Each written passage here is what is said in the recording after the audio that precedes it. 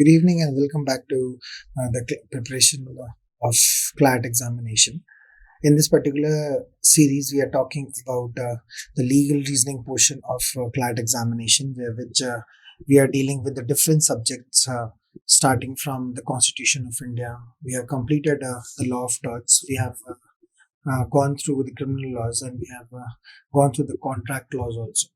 In the previous video section, we were talking about the fundamental rights. We have talked about what exactly is states. We have talked about Article 13, which is talking about the inconsistency of the laws when it is in derogation with the fundamental rights, becomes void ab initio.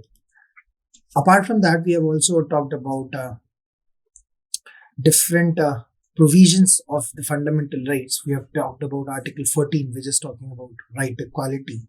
Then 15, which talks about discrimination. 16, which talks about advancement of backward societies and upliftment in providing promotions and reservations. In 17th and 18th, we have talked about untouchability and abolition of titles. Then we have discussed about Article 19. And today, we are going to start with Article 21. Article 21 is perhaps one of the most important articles when we talk about the Constitution of India, because this article is talking about the right to life, right and personal liberty. So this is something that we're going to discuss in today's lecture. Apart from that, we will also be discussing Article 22, which is talking about providing protection against unlawful detention. And it is also a very important article that we will be studying today. Apart from that, we will study Article 21A. Now, since it has been mentioned A, it means it is an amendment that was brought under Article 21, which provides us a detailed description as to what exactly is right to education, what are the changes that was brought about by this amendment, and why was it a need to bring this particular amendment under Article 21A, as we have already know that we have right to education. So how is it related, and why? What was the need of bringing this amendment? And this particular amendment, if we talk about, is 86th amendment that was made in the Constitution, which brought about Article 21A in the Constitution. So these are the three important articles that we're going to study today. We are going to study what exactly is right to life, what exactly is preventive detention, and what exactly is right to education. So let's quickly go through the articles so that we can also discuss the big important case laws that are perhaps more important than what exactly is this article talking about. So these are the provisions that we have already studied, and this is what your Article 21A looks like. So Article 21A, the Bare Act of the Constitution, under Part 3, talks about fundamental rights. We have discussed that. Under Article 21, protection of life and personal liberty has been mentioned. So when we talk about protection of life, we understand that, okay, life is something that everybody knows, but what exactly is liberty here? What exactly liberty means? What exactly is personal liberty meaning? And whether right to life and personal liberty only includes the facets of life and personal liberty, or includes more than that? That is what we need to understand, because since it has been mentioned as a fundamental right, so it is given to all the citizens. So every citizen has the right to life. But what exactly is personal liberty? Let's try to understand it according to the Constitution of India. It says that no person shall be deprived of his life. Okay, that is clear. No person shall be deprived means nobody can be asked to be deprived of his life or personal liberty except according to the procedure established by law. Now, what exactly is this procedure established by law? What exactly does it mean that we need to understand here? That When we talk about the first three instances, if we divide this full paragraph into three parts, if we see through it, that what are the things, that the first thing is life. Then the second thing is personal liberty. And the third thing, which is very important, is according to the procedure established by law. So what exactly do we understand by the meaning of procedure established by law? First thing, his life. This is something which is self-explanatory. I need not make you understand this particular point, because here you can see that no person shall be derived from of his life. So it means that nobody will be asked to give his life. Now this has been understood. What is personal liberty? So for personal liberty, in order to understand what exactly is personal liberty, first we need to understand what exactly we understand by the meaning of procedure established by law. So when we say procedure established by law, it means that the procedure which has been made by the parliament as a law. The reason being, it is the parliament who's going to, the legislature specifically, who are going to create the laws.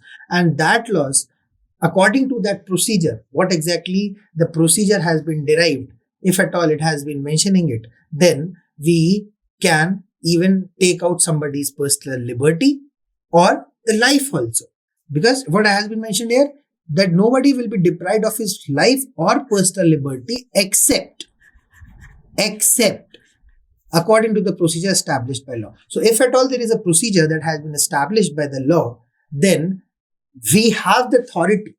We have the authority to take out the person's life also and his personal liberty also. For example, if there is a procedure established by law that if somebody is a criminal and he has done a heinous offense, we can take out his life also.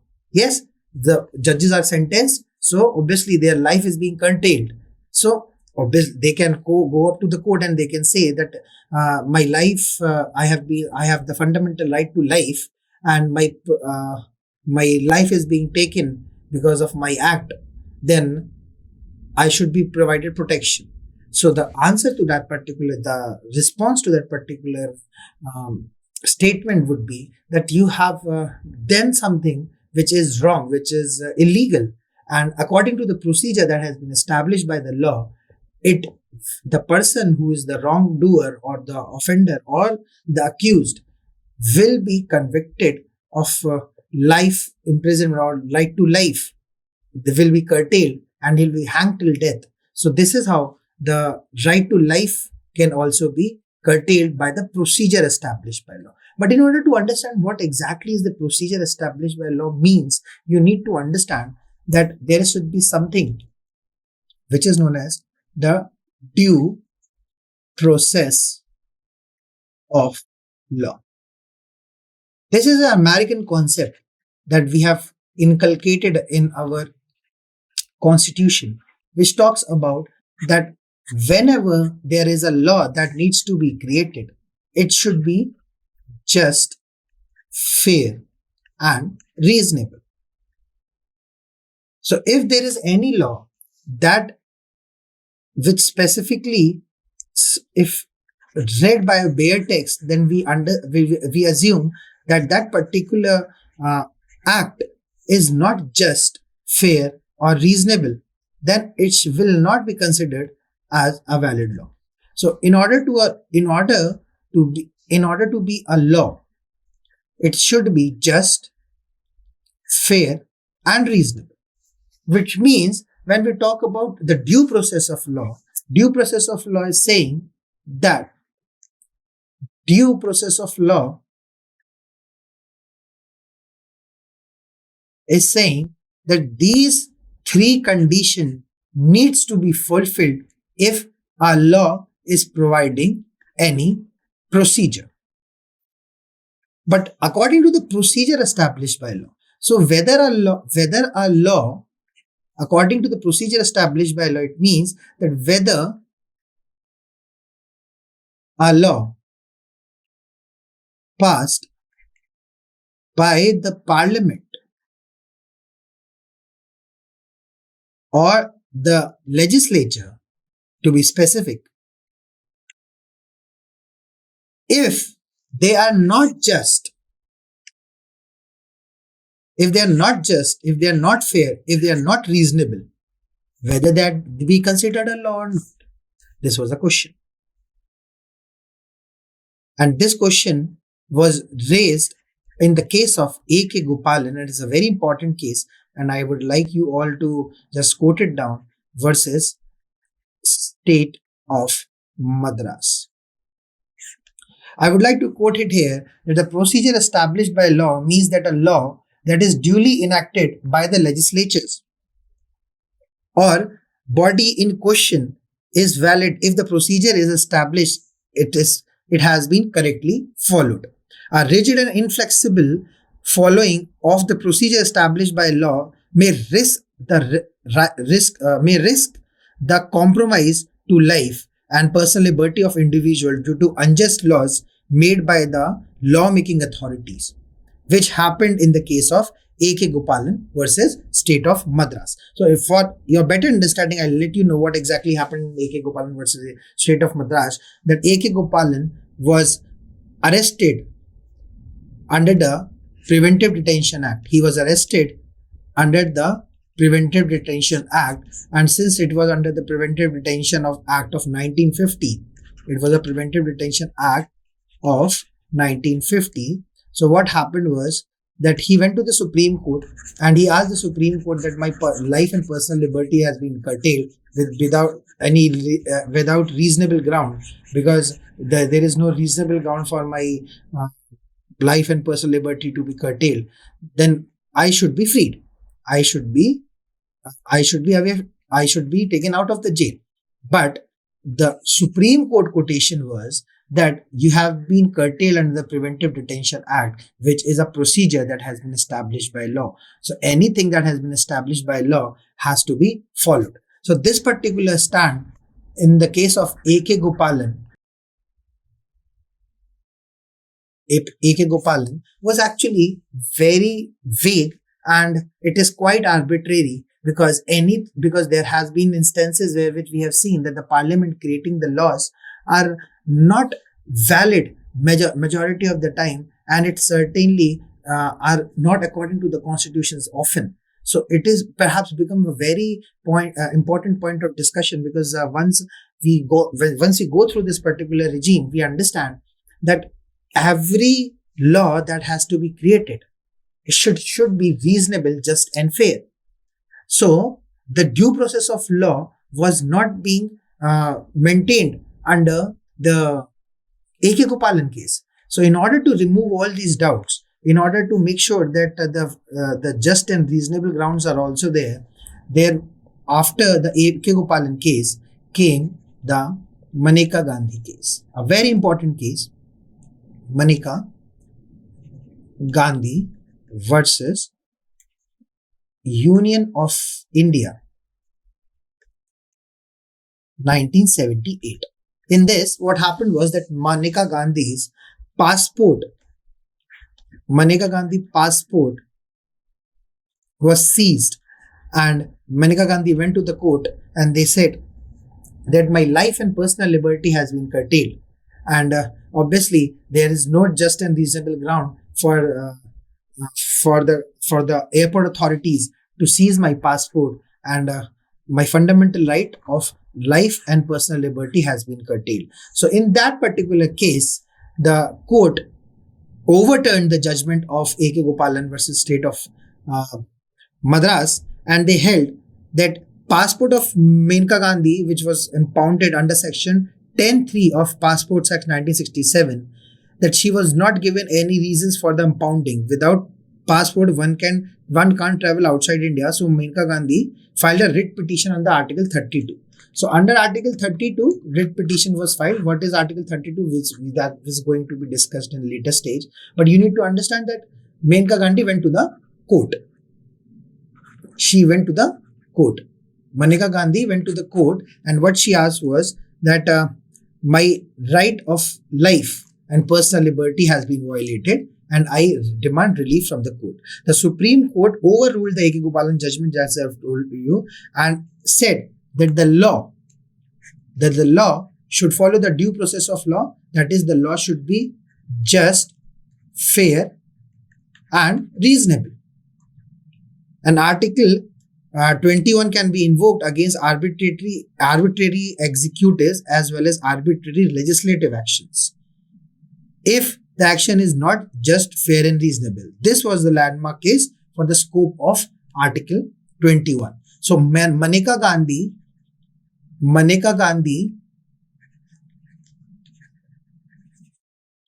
versus Union of India case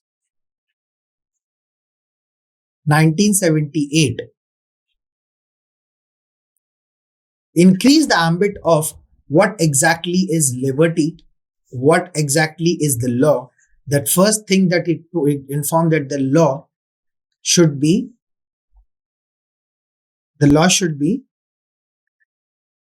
just, fair, and reasonable. And it also informed what exactly is liberty, and liberty has to be followed in relation to Article 14, 19, and 21 in consonance. It means that all the rights that has been given under the Article 19, which is talking about the freedoms, are directly related to the liberty of the person, and equality. By maintaining equality, what we are assuring is that everybody are getting their liberty. And Article 21 assures that whenever this particular liberty has been talked about, it is the duty that every citizen whose life and personal liberty be given to them so that they can have a good society, so that they can improve themselves and they can have a peaceful and happy life. So in order to make sure that that thing happens, Maneka Gandhi case talked about a golden triangle, which is under 14, 19, and 21. So all these three combined together is called golden triangle of fundamental rights. Is an important portion that you need to remember, because often it has been asked that under which three articles combined together forms the golden triangle and under which case it was held. So you need to remember it, that it was Maneka Gandhi versus Union of India, where we talked about the golden triangle, and we also understood that the law, in order to make sure that there is a procedure that has to be established by law, first we need to check whether that law which is providing the procedure is just, fair, and reasonable or not. So this is what exactly was about Article 21, right to life and personal liberty. But it is not still complete, because once this particular life and personal liberty has been talked about, whenever we are discussing life, obviously we can understand what life is. But when we talk about liberty, so liberty is a concept which is not exhaustive. So there are numerous judgments that has been passed by the Supreme Court, which time and with the passage of time, they have described us that what exactly is liberty and what are the ambits, what are the things that falls under the protection of life and personal liberty. We're going to discuss all those important things that are there. So first and the foremost thing that was being asked in a case was whether the first thing that we need to remember is that to right to life, whether it includes right to life, whether it includes right to live with human dignity. So this is a very important thing, that okay, you have a life, but you don't have a life with human dignity. Then what type of life is that? That is something that we need to understand. And it was answered in the case of occupational health and safety Association versus Union of India, 2020. So, under the case of Occupational Health and Safety Association Union of India, it was held that the protection of health and strength of workers and their access to just and humane conditions of work were taken as essential conditions to live with human conditions. So, the Occupational Health and Safety Association made sure that whomsoever are working in a humane conditions so that their life can be with human dignity. So this is an important case. Then comes another case which is also very important in regards to the human dignity, and that was the case of Navtej Singh, which is an important case and has been talked in recent talk nowadays. Navtej Singh Johar, Navtej Singh Johar versus Union of India case of 2019. Now, in this particular case, what happened that there is one provision of IPC 377, which is talking about unnatural offenses, and in that particular sense, that homosexuality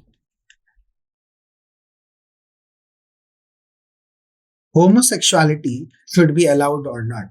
But in the case of Navtej Singh Johar versus Union of India, it was held that homosexuality is a valid ground and we cannot stop somebody from having homosexuality, and their life and personal liberty should be curtailed.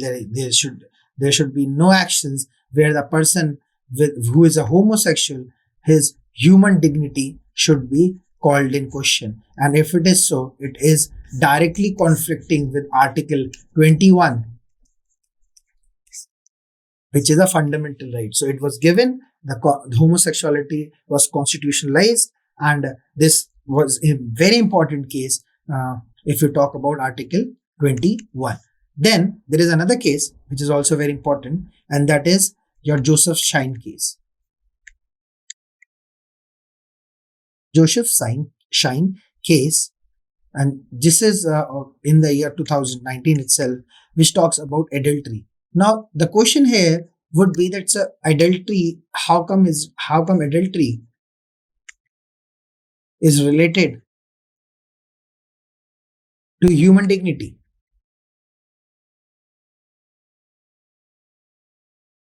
This was the question.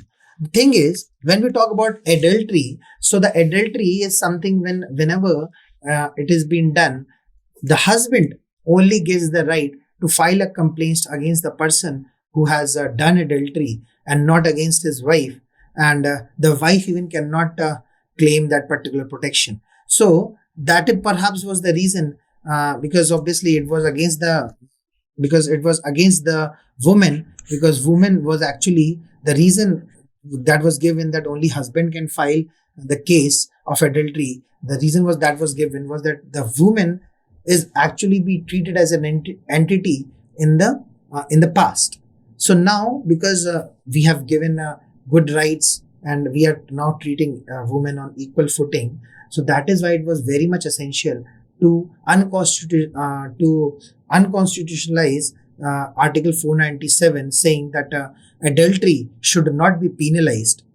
There shouldn't be any penal action that should be taken, because we want that both the parties should have human conditions and the life of human dignity should be maintained. So Joseph Shine case also becomes a very important case when you talk about Article 21, that is right to life. And in that particular case, there is one important case that we need to study. The right to self-determination of gender is a fundamental right, and that was held in National Legal Service Authority versus Union of India. So National Legal Service Authority, NALSA, versus Union of India, their case was filed, and all the LGBTQ communities were given recognition under this case. This case was in the year of 2014, which provided all the all the communities belonging to LGBTQ equal right and equal fundamental freedoms as any human or any person who has been born in India by virtue of being a citizen should be given. So, right to self-determination is also a fundamental right. This was held under the case of National Legal Service Authority versus Union of India. So, it also ensures that the human dignity is being maintained. Then, the case of this particularly talks about the right to life, which is in relation to your right to human dignity. Then the question that came up in front of the court was whether right to die is also included under the protection of life and personal liberty. There are three case laws which are very important. First being P. Rathinam versus State of P. Rathinam versus Union of India.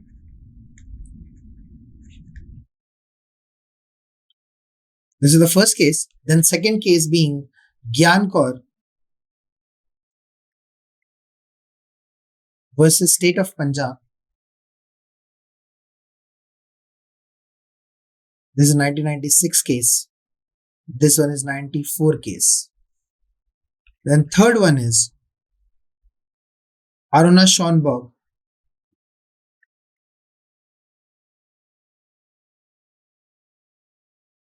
versus Union of India 2011. And the fourth case was Common Cause versus Union of India. Common Cause versus Union of India. So these are the four important cases that we will be studying when you talk about right to die in relation to right to life and personal liberty. The first thing is under the case of P. Rathinam versus Union of India. It overruled that the right to life includes the right to die. It said in the case of P. Rathinam versus Union of India, it said that the right to die includes the right to life, includes the right to die, and the offense of suicide under IPC section 309 was held to be unconstitutional, that everybody has the right to die. But this particular judgment was overruled in the case of Gyan Kaur versus State of Punjab, and it was said that right to life does not include right to die. So now, in the case of Gyan Kaur versus State of Punjab, it was clearly mentioned that it does not include right to die. But then what about the condition of those people who are actually suffering from a very severe disease and their life is already on stake? So whether people who doesn't wish to live anymore, whether their life should be given this chance of eliminating their life or dying. So that was the question that was put up, and it was in the case of Aruna Schonberg versus Union of India. It was held that passive euthanasia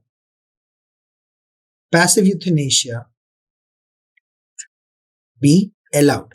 So it means that if somebody is suffering from a very severe disease and he is on ventilator and he's on support, and because of which his life is continuing, and if he voluntarily wants to end his life and there is no chance of him surviving, then by removing all the supports, we let the other person die, and that is what is known as passive euthanasia. And there is another thing which is known as active euthanasia.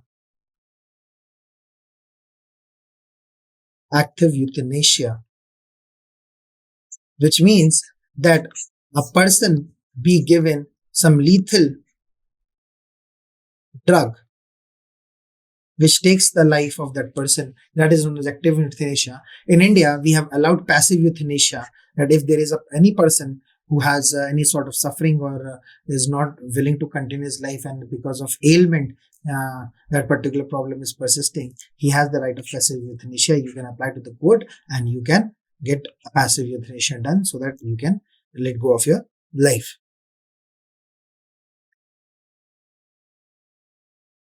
Then again, in the case of Common Cause versus Union of India, it was held that right to die, right to life include right to die with dignity. So in the same way, if you have human dignity, what we are talking about is that the same way you have the right to life with human dignity, you have the right to die also with human dignity. So these are the four important cases which we have talked about.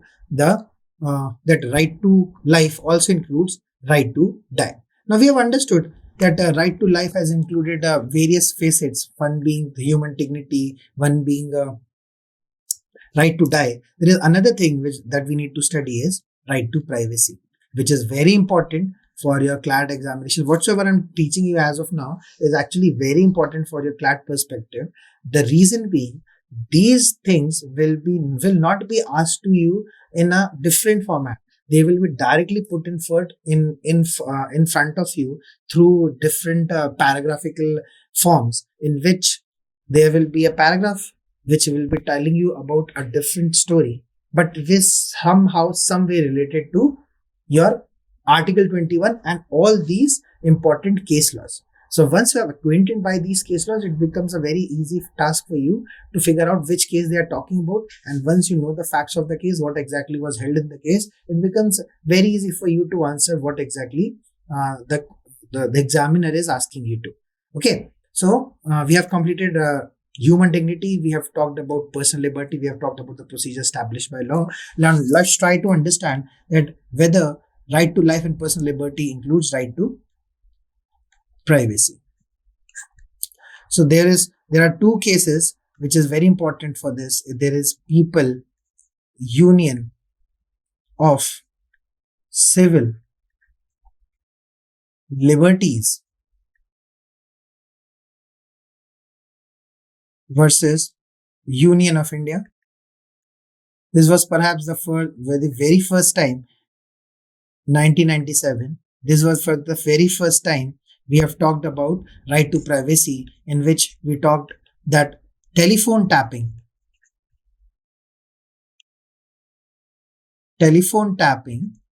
is against the right to privacy and therefore against Article 21. And that is why it was held the telephone tapping is unconstitutional and illegal because it breaches right to privacy. Then there is another case which is very important for you, and that is KS Putta Swamy case of 2019, which is also known as Aadhaar case. So it can be named as Aadhaar case also, it can be named as Puttaswamy case also, in which it was held that right to privacy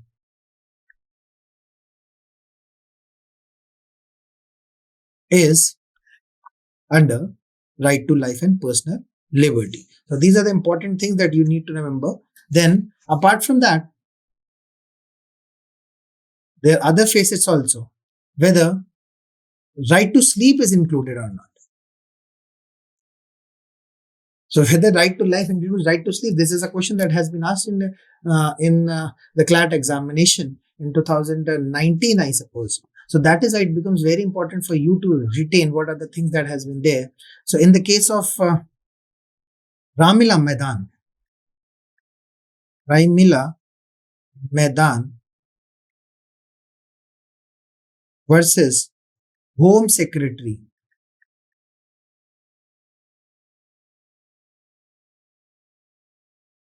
Union of India of 2012, it was held that right to sleep is being under the fundamental rights, and everybody should be given this right. Okay. Then when we talk about right to education, we're just coming over this particular topic. But apart from that, right to life, since it is an amendment that has been brought, it also includes right to education. And there is a case which is very important, that is Mohini Jain versus State of Karnataka.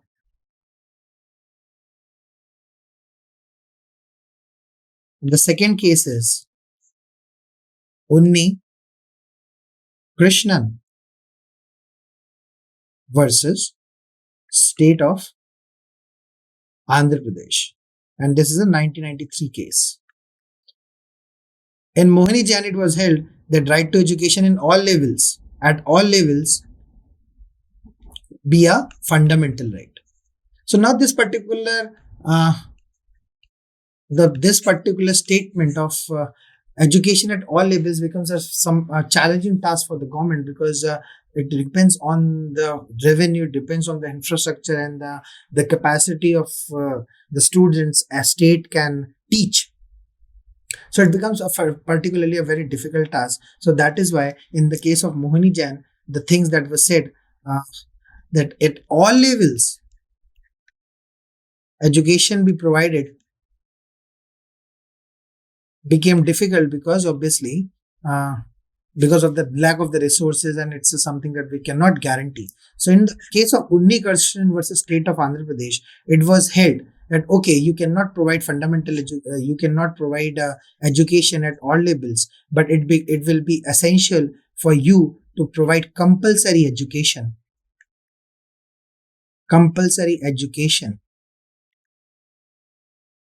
up till the age of 14 years, up till the age of 14 years.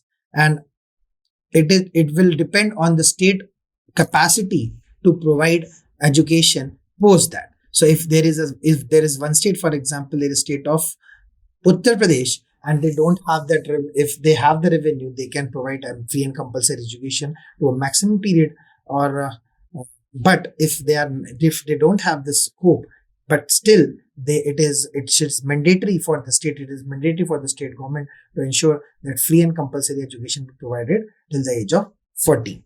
So this was held under the Unni Krishnan case, and because of that Unni Krishnan case, we got our 86th amendment. 86th amendment,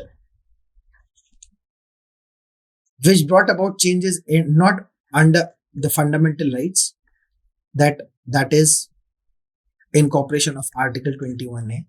It also made change under the directive principles of state policy, and it also made change under the fundamental duties.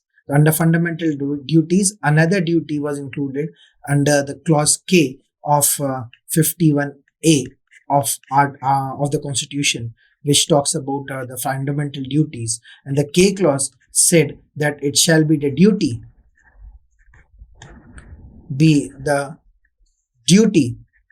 of the parents and the guardians to provide education to all the children up till the age of 14 years. So it is the duty also now. And by the 86th amendment, it was also made a compulsory directive to the government also.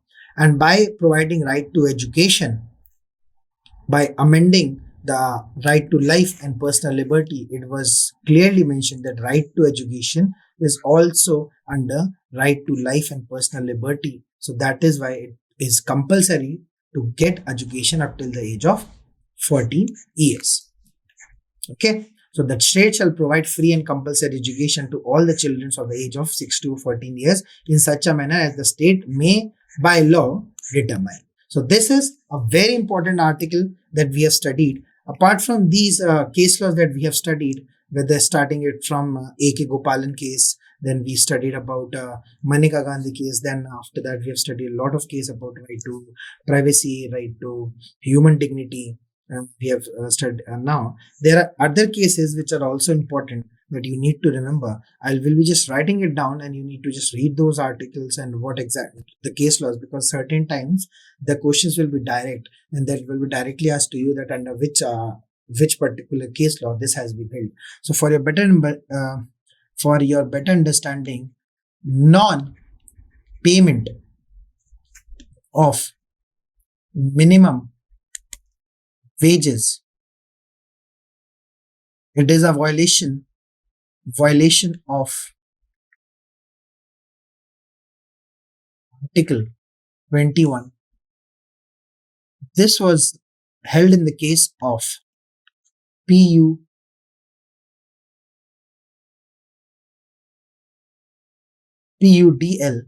versus Union of India. This was the case of 1982. The another case which talked about right to shelter,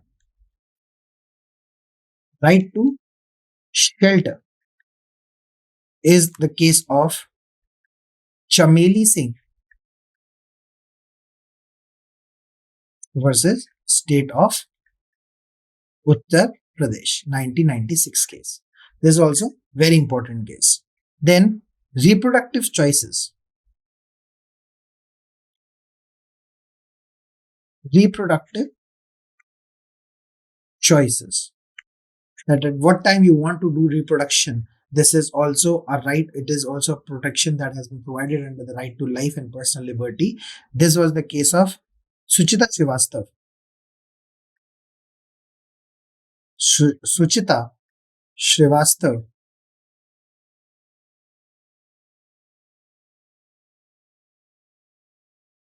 versus Chandigarh administration.